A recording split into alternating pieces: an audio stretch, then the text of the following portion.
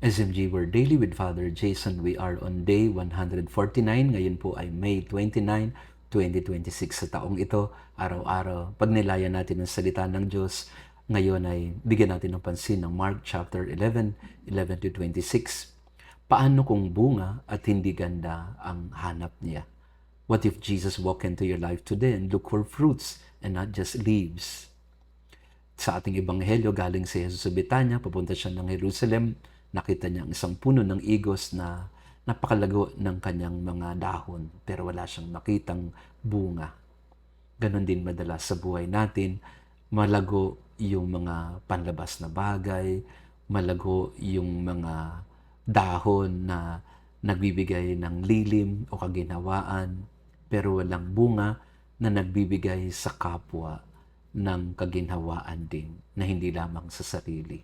Ito ang babala ni Jesus sa atin, na ang puno ng igos ay hitik sa dahon ngunit walang bunga. Ang ibig sabihin ay madalas pansarili lamang ang iniisip natin at hindi talaga yung kapakanan ng kapwa o ang karangalan ng Diyos. Ganon din na nakita ni Jesus sa templo. Kaya nagalit siya sa mga tao na nilalapastangan ng tahanan ng kanyang ama, ginawang palengke. Sa halip na gamitin ng templo bilang pagkaparangal sa Diyos o maging bahay dalanginan, maging lugar kung saan makikita at makakausap, makakaniig ang Diyos, ginawa ang templo na pansariling negosyo o pansariling kita lamang.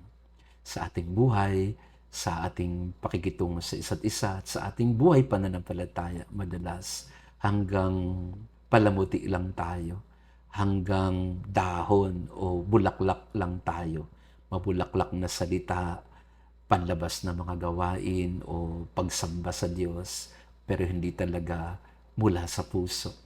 Hindi galing sa bunga na nagbibigay buhay at pag-asa sa kapwa. Bunga na nagbibigay ng kaginawaan sa nangangailangan. Bunga na nagpaparangal sa Diyos higit sa lahat at hindi sa sarili. Huwag kang masiyahan sa dahon lamang. Maging mabunga ang iyong buhay. Sumampalataya ng buong puso. Magpatawad ng malalim. Magpatawad sa kapwa. Maging buhay na templong kinalulugdan ng Diyos. Do not settle for leaves, bear fruit.